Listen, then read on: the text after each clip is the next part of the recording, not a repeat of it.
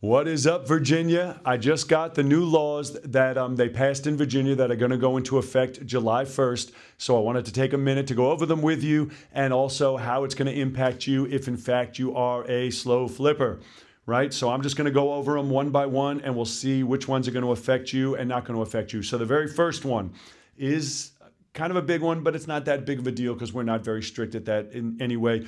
They are changing the 5-day notice that we've known for, it's been that way for the 30 years I've been a real estate investor.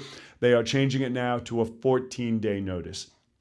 Not the end of the world. We generally give our people some time anyway. So that's starting on July 1st, 2026. Instead of your 5-day notice that we have always been sending, you're going to have to change that now to a 14-day notice. So that one is not that big of a deal. There are some that are a big deal, and we'll get to those in a second. The next one is new resident screening and disclosure requirements. That is a slow flipper. That doesn't affect us at all because we typically are doing first come, first serve, and I don't charge application fees. I don't do any of that stuff, so it's not that big of a deal. The next one I thought was a big deal until I read the details. It says mandatory payment plans for non-payment of rent. And so when I first read that, I was thinking it was going to be a big deal. But when I read the details of it, it's not that big of a deal. It is only if the tenant owes less than 1 month rent and you own 4 or more units. I figure most of my people all own 4 or more units, but this is only if they owe less than 1 month rent. And to be frankly honest with you, if my tenant or tenant buyer owes less than 1 month rent, I'm not evicting him anyway. So I'm happy to work a payment plan with him. That doesn't bother me at all. The next one, mandatory 30-day decision period for a tenant to renew a lease. That doesn't really affect us anyway as slow flippers because we do it on a 30-year term. So not going to bother us in the slightest. The next one is requirement to attach a last 12-month ledger to non-payment of rent notices. I don't see where that's a big deal at all. You print out the ledger, it's 12 months, it's just a matter of clicking the button. I don't see why that's not going to, I don't think that's going to be the slightest problem for anybody. That doesn't bother me at all. This one is a big one though. Appeal bonds are no longer required. So if you guys know what an appeal bond is, the way it always worked was if I take you to court for $3,000 and I win, I get a judgment of possession, right? Now I have to wait my 10 days and then I can file a writ of possession. If the tenant wanted to appeal it to circuit court, they would have to pay that $3,000 into the court. And then if I won in circuit court, I would get that money. And if they won or thought they had some leg to stand on, then it would go back to them. But what that did is it stopped frivolous claims from people just appealing it to make it take longer and longer and longer. Well, they did away with that. So now they are not requiring an appeal bond, which means we're going to get a ton of frivolous claims. We're going to be back to, right now we have a fairly straightforward process. You can be done in 6 to 8 weeks. If they start appealing to circuit court, it could be months. You could be talking 3 to 6 months, if the appeal process is going to continue on. But we'll cross that bridge when we get there. First right of refusal for local governments to buy affordable housing. That doesn't affect us any. Early termination of leases for military personnel. That doesn't affect us any because, I always would let anybody out of a contract that wants out. That is all for that page. Oh, this is another big one that will affect you. Tenants' assertions. So if you guys know, it's always been the law that if you say, well, I'm not paying because the heat don't work, the sink's leaking, or whatever reason you want to say, you're allowed to withhold paying rent by saying that, oh, something's not working that my landlord was supposed to fix. But the way it always worked is you still had to pay the money, but you paid it into the court. So when the landlord filed for eviction, it would show, well, it's not because you didn't have the money, it's because you were saying, I'm not paying you until you fix this. So you're proving I do have the money, but I'm paying it into the court. Well, they're doing away with that, which makes no sense because the whole purpose of that was again, to stop frivolous claims. Otherwise, everybody's just going to say, oh, I had the money, but I didn't fix it because the heat didn't work. Right? And there's no way for a judge on a bench to know whether or not the heat worked. And so that was the way that stopped it, is the person would pay the money into the courts. Well, they're doing away with that. So now they no longer have to pay the money into the courts. to file the tenant's assertion. So that was a horrible one that is going to affect people. Again, this is something that's going to make the normal process end up taking months. And they think they're helping people. They always do this stuff under the guise of we're trying to help people, but in the end, it's not going to help them, because what's going to happen? Conventional landlords are going to say, oh, we used to ask for first month as a security deposit. Now we need 3 months, or now we need 4 months, right? Because they're going to have to do what they have to do to protect themselves.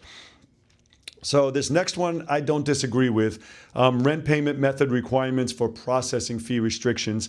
The next one is saying you have to have at least one method for your person to be able to pay without a fee. And I agree with that, because sometimes those fees get really expensive. ACH is typically like $2, right? So that's not expensive, but if they pay with a credit card, it could be up to 3%. There are some expensive methods to pay. So I agree that there should be a way that they should be able to pay without having a fee. I always allow people just to mail in or drop off a check so they can pay without a fee. Air conditioning, this is one that's a big one. Air conditioning is being when supplied, so I have to make sure that this is clarified. When supplied, it is considered an essential service. So if you gave them air conditioning, if you supplied the air conditioning, now if it ever breaks, it is going to be a required fix by the landlord, where before it wasn't. You just had to have working ceiling fans, right? So now it is going to be a required fix. Now, again, I know they're doing this with the hopes that they're helping somebody, but what's really going to happen is landlords are going to say, we're not supplying air conditioning. And then they'll make it, and I can't speak for them, but I know how this is going to go. They're going to make it an upgrade that doesn't come with it, but the person can pay extra for, and it'll be on them. But we'll cross that bridge. It's not going to affect me because, again, I don't provide any air conditioning. We sell everything as is with long-term owner financing, so we'll make sure to clarify all these things in our paperwork. This property does not come with air conditioning, even if there's a unit there. We will clarify it does not come with it, and you're responsible for your own. If it works, great. If it doesn't, you're on your own, rather than just saying as is. Changes to lease terminations, that's nothing that affects us. Tenant ledger disclosure. Lease terminations, if they're victims of family abuse, that never bothers me. We always have been of the mindset we'll let anybody out of their lease. If they're current and want out, we will let them out. So I'm just trying to go through these ones that'll affect us. They're talking about rental screening. Oh, this is a big one. This is a really big one. Are you ready for this? Attorney fees. You know how when you file for an eviction, if you use an attorney, you get the money, you get a judgment for the money that's owed you, plus the late fee, plus the court costs, plus the attorney's fees. Well, what does your attorney charge you when you do an eviction? I've seen some of the cheap guys, because they do a lot simultaneously, charge as little as about $250 for an eviction. The expensive guys can be as high as $1,500 to do an eviction. Well, now they are capping, are you ready for this? They are capping your attorney's fees at $100. And this is actually double. It was originally scheduled to be at $50. But now that I'm reading it, so I was reading the list originally. This one says it failed to pass. So I'm reading the whole list at the bottom, and this one does say it failed to pass. So that is actually very good. Okay, rental restrictions on pet policies. Failed to pass. Okay, so we don't have to go over them. So I'm just going to go over. I had it dumbed down for me for SlowFlips on how it's going to affect us. So first of all, number one, the 14-day pay or quit notice changed from 5 days. That's going to have to be done. Mandatory payment plans, yes, that's going to have to be done, but that doesn't really bother me because we're not going to evict anybody for 1 month anyway. Tenants can file their claims without having to escrow money. That is going to affect us. Uploading the 12-month ledger doesn't bother me at all. We have it always anyway, no big deal. And must offer at least one free payment method doesn't bother me at all. They're always welcome to mail in their check, so that doesn't bother me at all. A couple things that doesn't really affect for SlowFlips: 30-day decision window for tenants. If you provide AC, you must maintain it. Low-income tenants can appeal without posting the bond.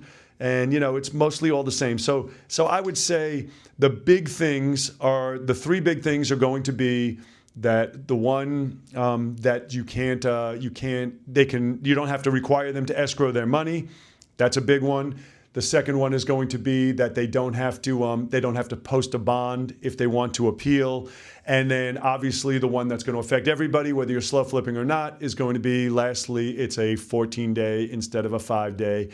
My personal opinion is not the end of the world, giving them a 14-day instead of a 5-day. So although this is a big deal, I'm saying that one is not a big deal. The overall thing is a big deal because of the two things that they can do now just to play the system. You know, professional tenants already know how to play the system and make a simple thing end up taking longer and longer and longer. Well, once the professional tenants learn the new system, we're going to be like California. You know, where it's going to, on the low end, it's going to take you 4 to 6 months now, where we've always been 6 to 8 weeks.